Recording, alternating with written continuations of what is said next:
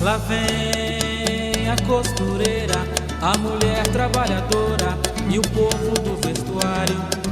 E chegam cedo, não tem hora de parar, porque a vida é muito dura e é baixo o salário.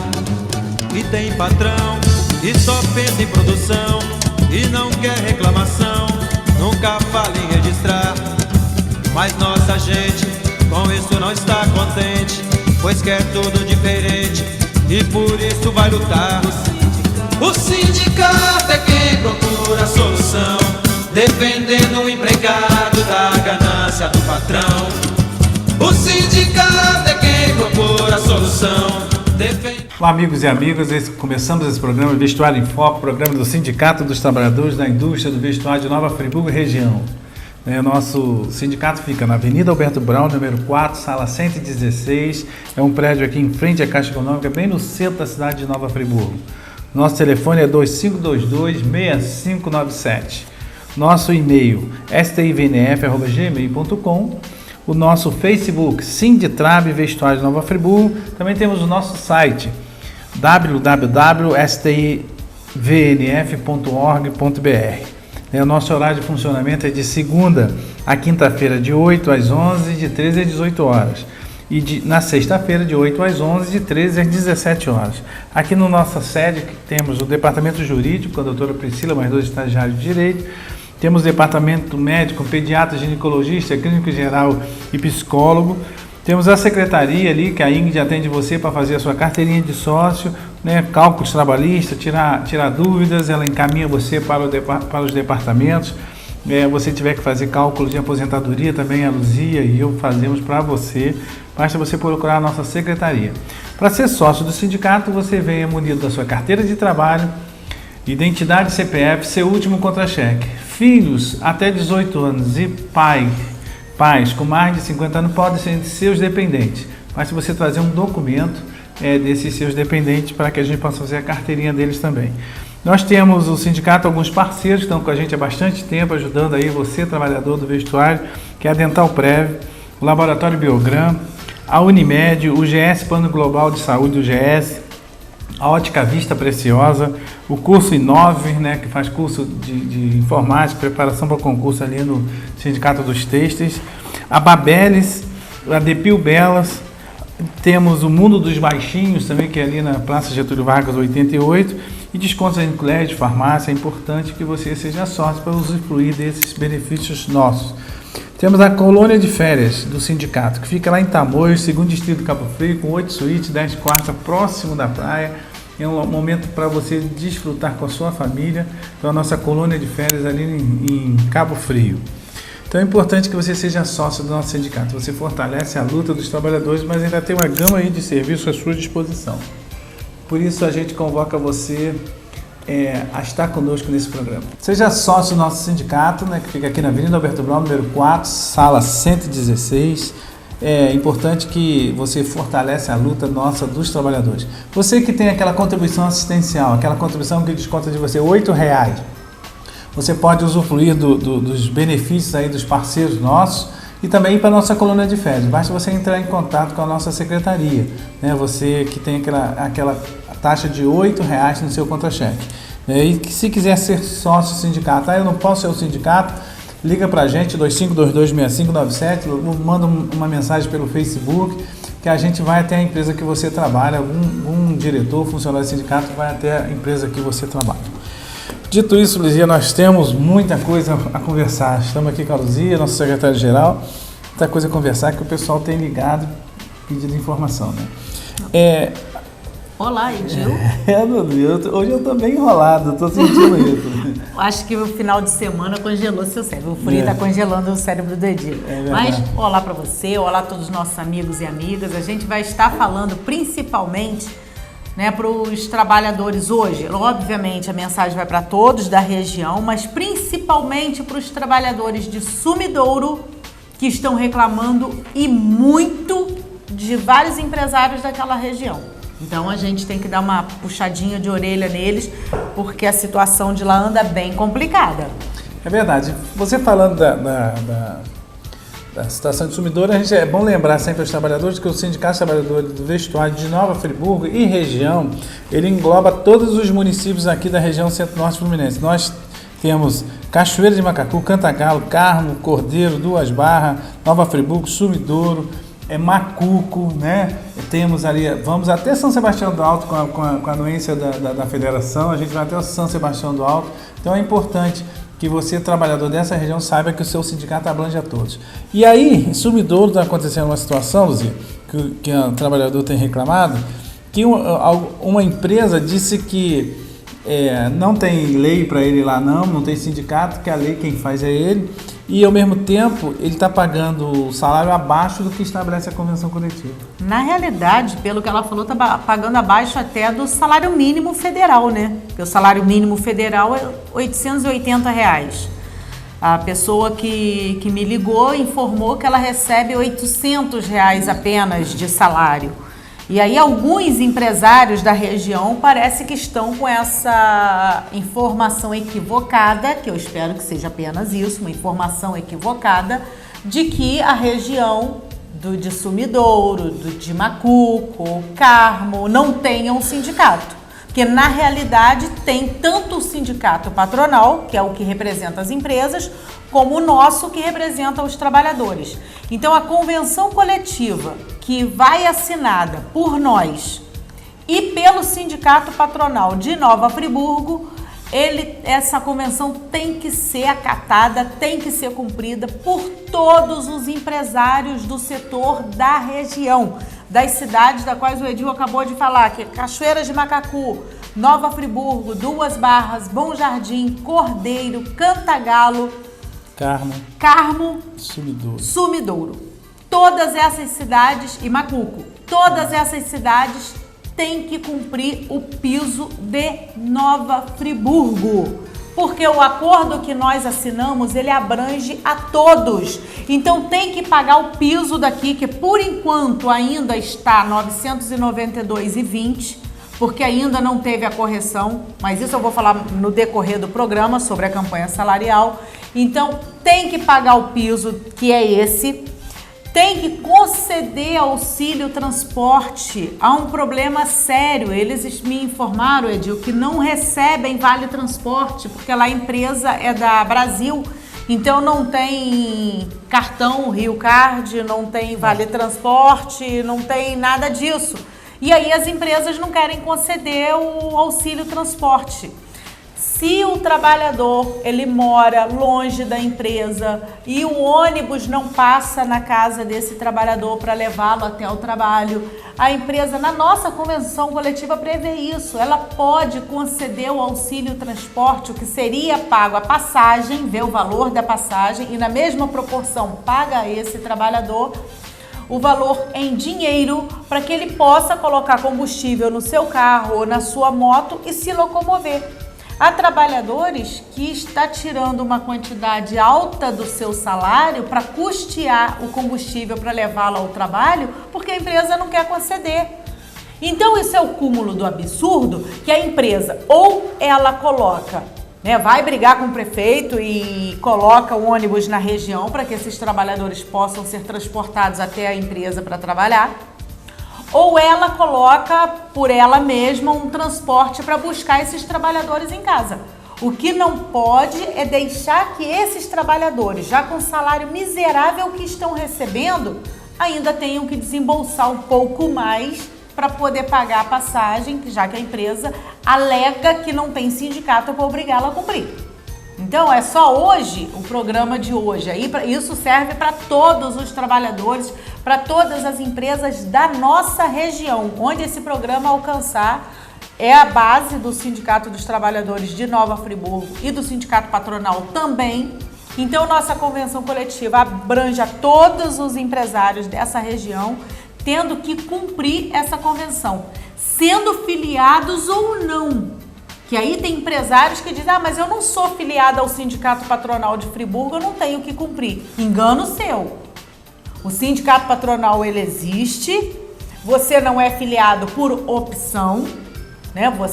Óbvio que você pode escolher ser sócio ou não, assim como os trabalhadores podem escolher ser sócios ou não ao Sindicato dos Trabalhadores.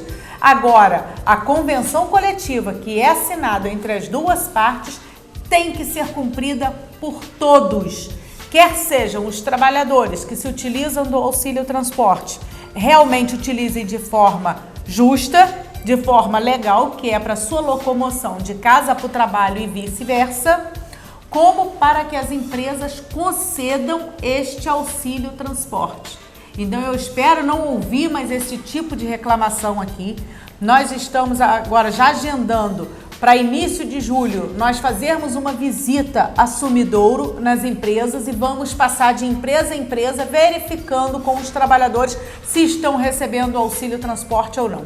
Então vocês podem tratar de providenciar, porque se não existe o ônibus, o trabalhador ele mora muito longe, muito distante, numa região rural que não tem ônibus. Então, responsabilidade sua de conceder a ele o auxílio transporte em dinheiro para que ele vá de moto. Porque eu tenho certeza que se ele mora tão longe, ele vem de moto ou de carro para o trabalho.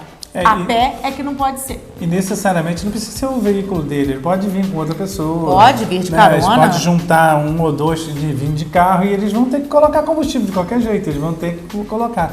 Então é fundamental, isso você está falando, e isso acontece aqui em Nova Friburgo também, né? A gente está falando de Sumidouro, em Friburgo também tem trabalhadores que vão trabalhar de carro e tem empresas que ainda insistem em não conceder o auxílio transporte. Então a gente, como você fala mesmo, serve para a região, mas também para Nova Friburgo. Então é fundamental. E você, empresário, que tiver dúvida, entre em contato com a gente. É 2522-6597, a gente conversa com você, mostra a lei. Nós temos uma convenção coletiva registrada no Ministério do Trabalho. É importante que a nossa convenção coletiva é registrada no Ministério do Trabalho e que você possa pegar isso lá no site do Ministério do Trabalho. Qualquer dúvida, no final do programa eu vou passar, né, os passos para como você retira uma convenção coletiva, porque aí a lei está garantida, é direito de todos, né? Não, é lógico. O que não pode é descumprir uma norma, né, que foi acordada entre os sindicatos, que são balizamentos mínimos. Uma convenção coletiva não é nada de extraordinário, não. São balizamentos mínimos do que deve ser regido a relação de trabalho entre trabalhador e empresa. Só isso, são regras mínimas, não são nada extrapolantes. E aí, quando uma empresa não quer cumprir o auxílio transporte, não quer pagar o salário mínimo da convenção coletiva, paga aí menos ainda, que é o salário mínimo federal.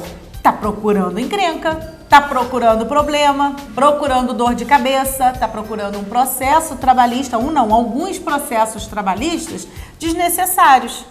Se existe regra a cumprir e você faz a opção de montar uma empresa, procura antes se existe o sindicato da categoria, qual a convenção que você tem que estar cumprindo. Vai seguindo as regras passo a passo para evitar problemas futuros.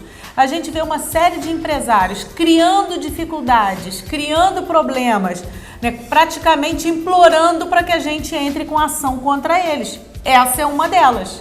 Né? Essa que ligou dizendo que não existe sindicato para que ela cumpra não sei o quê, é buscar problema desnecessário. É procurando que a gente acione o judiciário contra ela.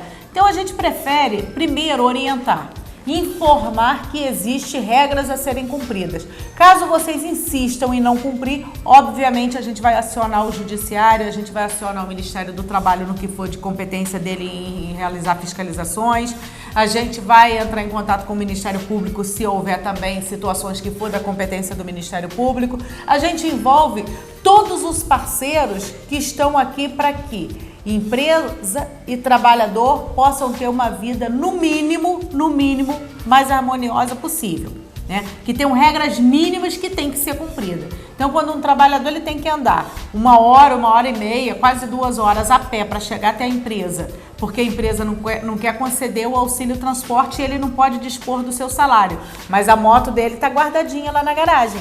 Se a empresa concedesse em dinheiro, ele estaria trabalhando de moto. Aí a gente tem que brigar. Aí reclamam, né? Na realidade reclamam quando a gente toma alguma atitude. Aí fica a gente falando, ficam nervosinhos com a gente, mas não adianta não. Luzinha, falando dessa questão seguinte, o que rege essas regulamentações, a gente negocia na campanha salarial, não é verdade? Então nós temos nossa campanha salarial. A data base da nossa categoria é 1º de maio. 1º de maio é a data base. Isso é para lembrar bem que nós já estamos em junho, né? A data base é 1º de maio. E a nossa convenção coletiva, nós entregamos a nossa pauta em fevereiro. Fevereiro, abril, maio. Nós tínhamos 3 meses para começar a negociar.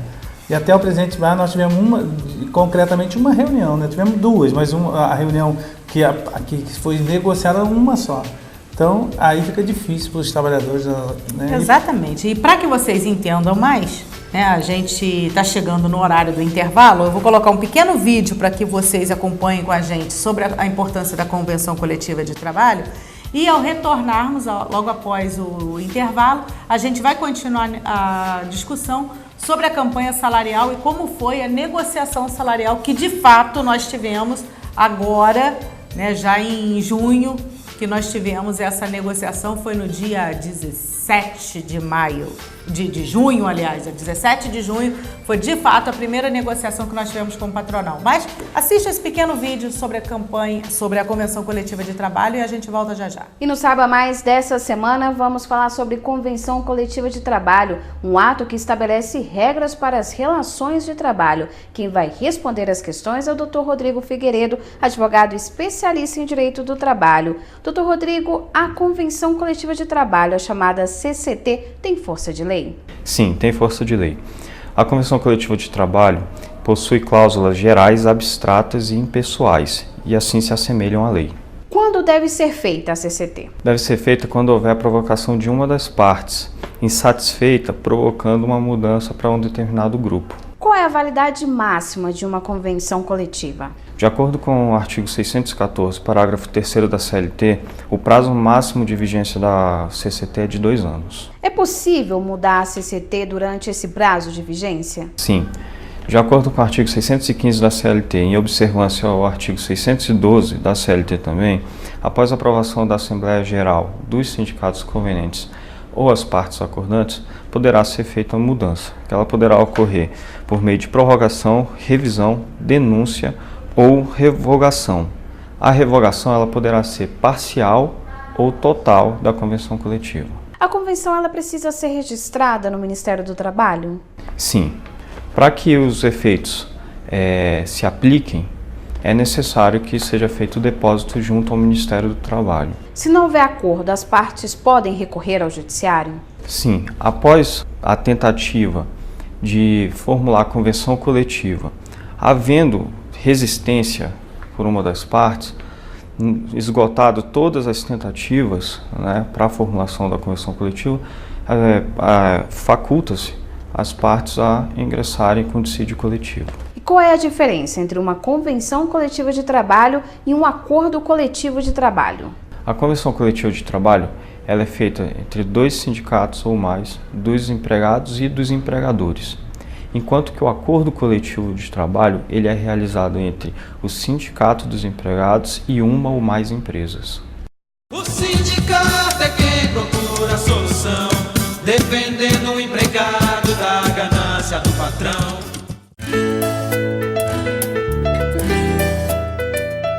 Sendo sócio do sindicato, você poderá desfrutar dos benefícios que ele oferece. Departamento Jurídico, Departamento Médico, curso de Informática, colônia de férias em Tamoios, 2º Distrito de Cabo Frio, atendimento na Secretaria para esclarecimentos e diversos convênios. Para ser sócio, basta comparecer na sede do sindicato, que fica na Avenida Alberto Braune 4, Sala 113, tendo a carteira de trabalho, identidade, CPF e o último contra-cheque em mãos. Seja sócio e fortaleça o seu sindicato.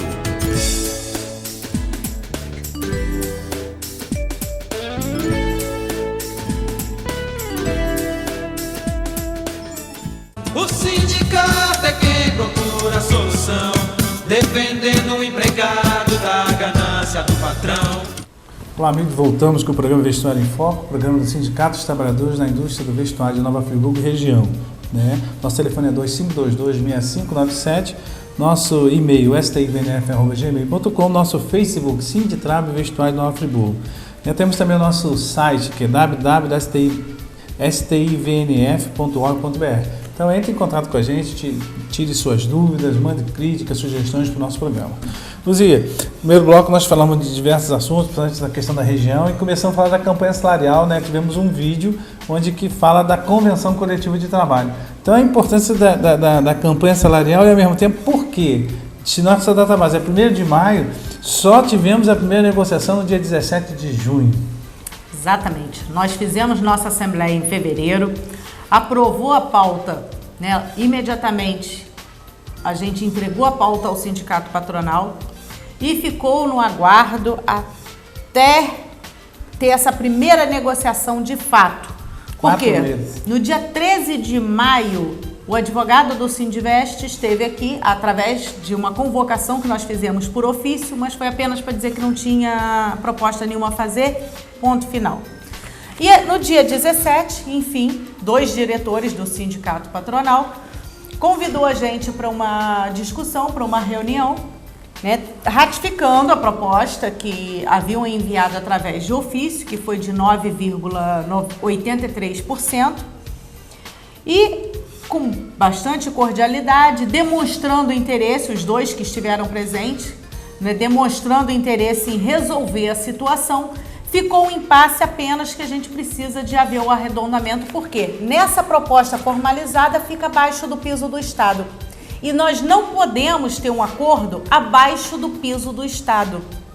Qualquer convenção coletiva nós temos que fazer nos balizando através de um piso mínimo, que é o piso estadual, porque até chegar nesses valores, os empresários, o governo e os trabalhadores estiveram reunidos em diversas reuniões através da Secretaria Estadual de Trabalho, do Conselho Estadual de Trabalho, né, e chegaram ao entendimento que esse percentual, que foi o de 10,37%, é o possível para o Estado do Rio de Janeiro pagar aos trabalhadores. Após eles analisarem a conjuntura econômica, após eles analisarem toda a situação, chegaram nesse percentual. Então falta muito pouquinho para que a gente regularize. Esses diretores que estiveram presentes se comprometeram a convocar uma assembleia do sindicato patronal para que nos dê uma resposta, e a gente aguarda essa resposta antes da FEVEST. Porque nós estamos convocando os trabalhadores e as demais entidades sindicais para um ato em frente à FEVEST se nós não tivermos um acordo sinalizado de que é para fechar. Que não adianta só ter uma proposta de que nós vamos levar para eles. Nós precisamos ter uma proposta concreta, definitiva. Não, isso aqui nós vamos estar fechando nisso. Por quê? A gente cansou de ouvir promessas para depois. E, afinal de contas, nós encaminhamos a pauta de reivindicação dentro do prazo. Foi dado um prazo elástico demais ao sindicato patronal, até respeitando o momento econômico do país, toda essa crise, né, que obviamente não começou com uma crise econômica, foi uma crise política e, né, acabou se transformando numa crise ética e atingindo parte da economia também. O sindicato patronal teve eleição. Então, diante dessas situações, a gente acabou dando esse prazo elástico para eles, mas foi demais. Foi esticando demais, foi esticando até onde não dá mais para suportar. E os trabalhadores precisam de ter uma resposta. Então, nós orientamos a diversas empresas e aos contadores para conceder uma antecipação salarial, assim como o Sindivest também fez isso. Para que houvesse essa antecipação, para que houvesse o pagamento de uma diferença menor. Porque senão vai acumulando um passivo para as empresas que às vezes eles não guardando, não fazendo a reserva, tendo que pagar a diferença toda de uma vez, fica complicado. Assim como nós sabemos que tem outras empresas que agem de má fé, que apenas colocam a diferença no contra-cheque, mas não pagam a diferença para o trabalhador. Então, a gente querendo evitar esses problemas, já fizemos essa orientação. Mas depende dessa negociação toda para que daí se chegue à convenção coletiva de trabalho. Então não se pega simplesmente a convenção coletiva, eu quero e vou lá e faço da minha cabeça, assinei e acabou. Não.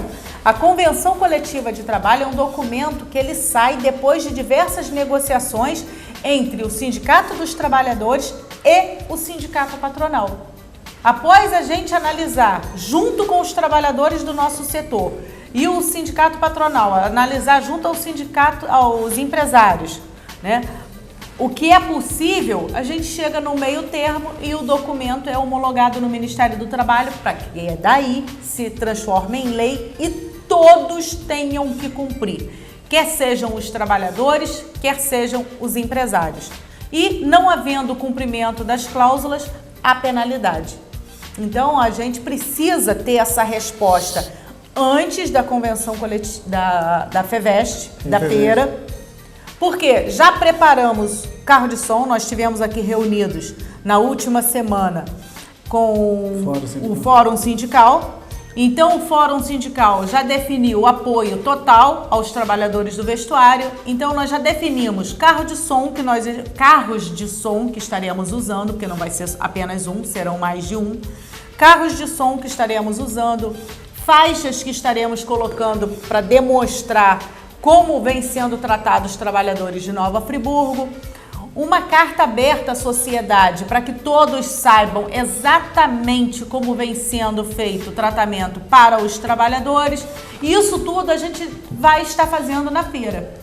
Caso não tenhamos, obviamente, o acordo assinado com o patronal antes. Não precisa ser o acordo na íntegra, pelo menos em relação ao aumento de salário tem que estar assinado um termo, não vamos conceder os 10,37%.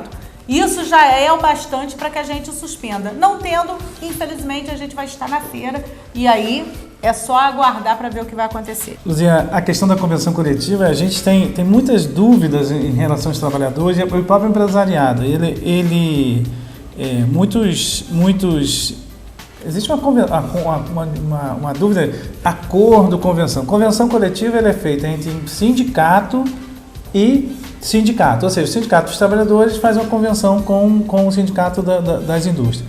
O acordo coletivo a gente faz direto com a empresa, né? Quando você, de uma empresa, até para colocar nessa tudo que a Luzia colocou aí, conversou, se você está querendo resolver o seu problema, se o sindicato patronal não age, você pode procurar o sindicato e a gente faz um acordo em separado com você. Nós já fizemos isso com diversas empresas, né? E isso está na lei. Mas a convenção ela não se sobrepõe à lei, em hipótese alguma. E ao mesmo tempo ela garante o mínimo. Eu sempre digo isso lá nas negociações, porque muitos empresários falam, isso aqui, a convenção garante o mínimo, é salário mínimo, né, é proposta mínima. E a empresa pode, obviamente, melhorar as condições de vida dos trabalhadores, né? A capacidade, as condições de cada uma é o que vai balizar, o que vai determinar o que ela pode conceder ou não. Tem diversas empresas do nosso setor que concedem alimentação, concedem cesta básica, concedem plano de saúde, né, concedem prêmio de produção, prêmio de assiduidade, tudo no contra-cheque direitinho. Tudo vai dentro das condições e capacidades de cada uma. Porém, a convenção coletiva, ela é o mínimo que qualquer empresa pode pagar. Então, quando eu vejo o trabalhador chegando aqui reclamando que é costureira recebendo R$800, dá vontade de ir lá e pegar na garganta desse empresário e dar uma sacudida para ver se ele acorda para a vida. Porque está pagando menos que o salário mínimo federal. Ainda perguntei, poxa, você trabalha por hora? Então, é proporcional às horas que você trabalha?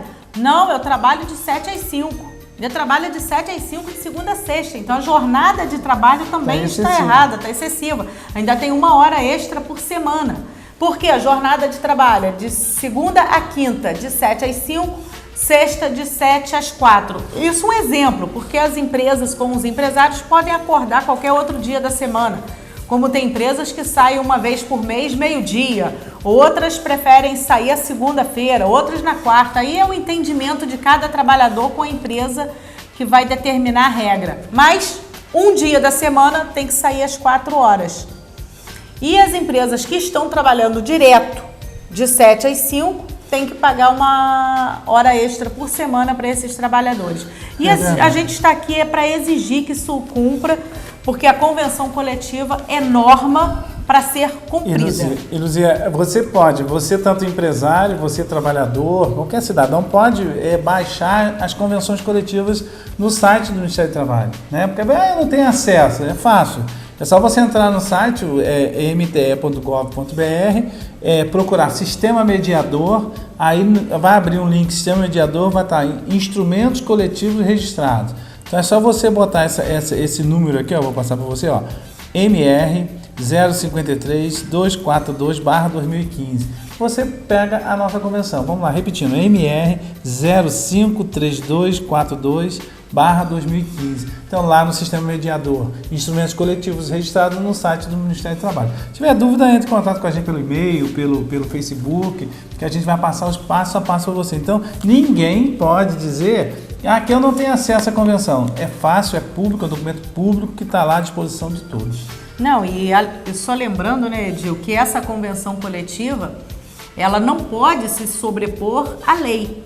Teve um ano que o sindicato patronal exigiu que se colocasse na convenção coletiva, para ser assinado, que ele só aceitaria atestado público, atestado médico público, e não aceitaria particular, só do SESI ou do SUS. E aí foi anulada pela Justiça. Por quê? A lei diz que atestado público ele tem que ser aceito de qualquer profissional. Na última, a gente já conseguiu consertar essa situação, mas precisou a intervenção da Justiça do Trabalho para que os empresários entendessem isso. Então, quando a gente bate pé que determinada situação nós não vamos colocar na convenção coletiva, é porque nós já sabemos que está errado, que aquilo ali pode trazer problema, que a lei diz outra coisa. Então, em lei não se mexe. Existe a lei que ela tem que ser cumprida. E a convenção coletiva ela pode melhorar a lei, conceder benefícios a mais ao trabalhador e nunca a menos. Mas estamos chegando ao final do nosso programa. É verdade, por isso que a gente vai ter um vídeo e a gente chama a atenção de você para prestar atenção e dizer para os trabalhadores que a gente vai voltar no próximo programa para falar sobre facção, né? Uma coisa que está se espalhando aí pela cidade de forma desordenada, e a gente vai conversar, mas assista o vídeo, né, sobre essa convenção coletiva. Então, fica aí até o próximo programa, se Deus quiser. Fiquem com Deus e até o próximo programa, se Deus quiser. Um acordo coletivo pode reduzir um benefício definido em lei? A Justiça do Trabalho acha que não e por isso vem anulando uma série de normas de convenções coletivas de algumas categorias profissionais. Para discutir se os sindicatos precisam ou não da tutela do Estado para definirem seus rumos, está conosco o juiz do trabalho Otávio Amaral Calvé. Nosso entrevistado tem mestrado em Direito pela Universidade de São Paulo e é professor da Fundação Getúlio Vargas e na rede LFG. Bem, juiz Calvé, seja bem-vindo novamente ao nosso programa. Obrigado. Bom, eu gostaria de começar a nossa conversa pela pergunta que eu considero a principal. Um acordo coletivo, ele não pressupõe que as partes conhecem melhor a sua realidade do que a Justiça do Trabalho e o próprio Ministério Público do Trabalho? Sim, a ideia principal é essa, de que os próprios atores sociais vão saber melhor como devem encaminhar suas questões, entabulando nas negociações coletivas os acordos e as convenções. Entretanto, a boa realização de um acordo pressupõe uma série de questões que muitas vezes a gente percebe que há uma falha no nosso sistema. Pressupõe bons sindicatos, pressupõe uma negociação com boa fé, com transparência, num ambiente de igualdade jurídica real, que muitas vezes a gente não observa.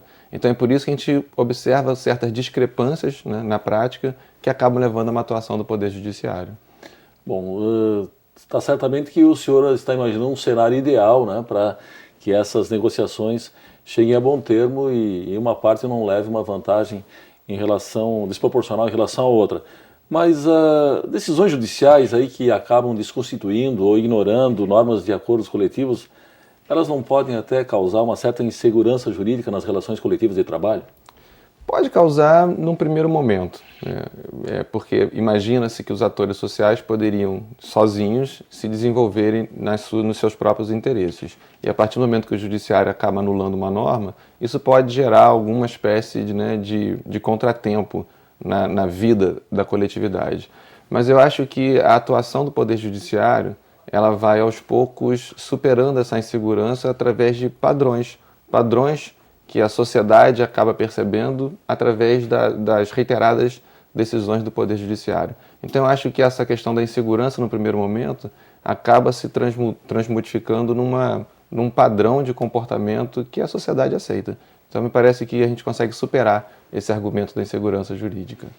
Tá certo. Bem, um dos princípios utilizados pelo Ministério Público do Trabalho e pelo próprio Judiciário para questionar alguns itens de acordos coletivos é o da irreversibilidade dos direitos sociais. Eu gostaria que o senhor falasse um pouco sobre isso. Esse princípio é nodal para o nosso direito do trabalho, para todo o desenvolvimento da nossa matéria.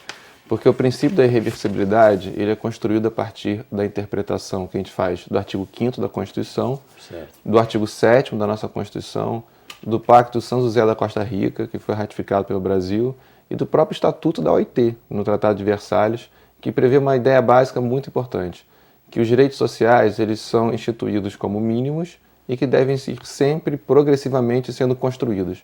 Então, os direitos sociais eles têm que ser sempre produzidos, incrementados e nunca sofrer retrocesso social, nunca sofrer uma regressão. Certo. Então, por isso que a gente percebe que até a negociação coletiva, que acaba sendo uma fonte de criação de normas, também deve se pautar por esse princípio, que é um princípio constitucional, que é o princípio de não promover retrocesso. Então, é isso que dá, talvez, assim, um grande fundamento para o judiciário anular uma norma coletiva, quando se percebe que essa norma está produzindo um retrocesso nos direitos sociais, o que é vedado pela nossa Constituição. Tá certo. Bem, as convenções 87 e 98 da Organização Internacional do Trabalho, OIT, elas consagraram o princípio da autonomia coletiva, que também é acatado pela Constituição brasileira. Ou seja, cada categoria profissional se organiza livremente e determina para si própria o que mais lhe convém, sem a interferência de terceiros ou do poder público. Então, o senhor entende que o princípio da autonomia coletiva ele conflita com o princípio que nós acabamos de falar há pouco, que é o da irreversibilidade dos direitos sociais? Eu pergunto isso porque muitas vezes os sindicatos, no processo de negociação, fazem algumas concessões, ou seja, dão um passo atrás para logo à frente dar um passo adiante, para conseguir eventualmente alguns ganhos na sequência. Eu não vejo conflito, não. Eu acho que a irreversibilidade ela deve ser vista não como impossibilidade de se modificar qualquer tipo de direito. Não é isso. A irreversibilidade pressupõe que, por exemplo, numa negociação, haja uma verdadeira transação com compensações. Certo. Então, sei lá, a gente pode dar um exemplo normativo, os 40% da FGTS que protege a relação de emprego. Isso um dia pode vir a ser modificado, mas desde que haja alguma espécie de compensação. Vamos reduzir de 20%, mas vamos dar estabilidade, algo nesse sentido. Então, na negociação coletiva, me parece que pode acontecer, deve ocorrer a mesma coisa. Faz-se a negociação, mas sempre pressupondo uma espécie de compensação para moldar a lei à realidade daquelas categorias. Tá certo. Bom, em relação a esse assunto, em 2009, no auge da crise econômica, se observou, até foi muito noticiado pela imprensa, que foram firmados diversos acordos coletivos de redução salarial, inclusive. Aquela situação, né? O empregado aceita reduzir o salário para salvar o emprego. Isso tudo tutelado pelo artigo 7º, inciso 6 da Constituição Federal, que diz que é direito do trabalhador a irredutibilidade do salário, salvo o disposto em convenção ou acordo coletivo. Bom, primeiro eu gostaria de saber qual a análise que o senhor faz. De certa forma, o senhor já falou um pouco sobre isso, a respeito desses acordos.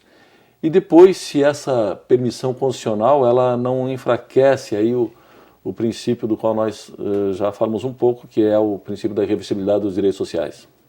Eu acho que a irredutibilidade do salário, salvo negociação coletiva, né, essa flexibilização que a Constituição permitiu, ela se justifica nesses momentos emergenciais. Tem que ser sempre uma coisa temporária, uma coisa para enfrentar um momento de crise verdadeira, né, desde que essa crise realmente esteja demonstrada, com transparência, com boa fé, porque a gente observa na prática que muitas vezes esse argumento do medo, né, da crise, é utilizado como forma de pressão sobre os trabalhadores, né? O trabalhador acaba aceitando a negociação porque ele pensa, ou eu aceito a redução, ou eu vou ser dispensado, né? Mas eu acho que mesmo nesses momentos de negociação para enfrentar essas crises, que eu acho que é bem-vinda essa possibilidade, a gente deve ter sempre em foco uma compensação também, para se resguardar o princípio da irreversibilidade.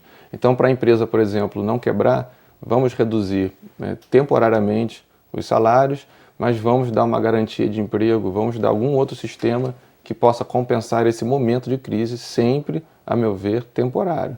Não se justifica uma redução eterna para se enfrentar uma crise, né? Acho que é para salvar a empresa, que é o bem maior, que é a fonte produtora e que mantém os empregos, mas sempre nessa ótica, para a gente evitar abusos que infelizmente acontecem. Até porque no caso do Brasil, a crise que se prenunciava acabou não acontecendo com a intensidade que estava se alardeando. Parece que foi realmente uma marola, né, como falaram na época. Então acho que a gente teve sim alguns reflexos da crise, mas não foi nada assim tão assustador, né, nada assim tão impactante. É só ver, por exemplo, mais uma vez, os lucros dos bancos aqui no Brasil. Lucros semestrais bilionários. Então, me parece que o Brasil está, hoje, a gente pode considerar um país com uma certa segurança, com uma certa estabilidade, um país rico, um país que tem uma economia pungente, né? Mas que ainda tem o problema da má distribuição, né?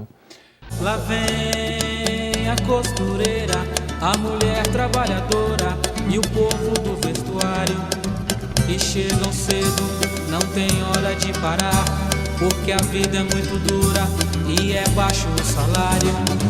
E tem patrão que só pensa em produção e não quer reclamação, nunca fala em registrar. Mas nossa gente com isso não está contente, pois quer tudo diferente e por isso vai lutar. O sindicato é quem procura a solução, defendendo o empregado da ganância do patrão.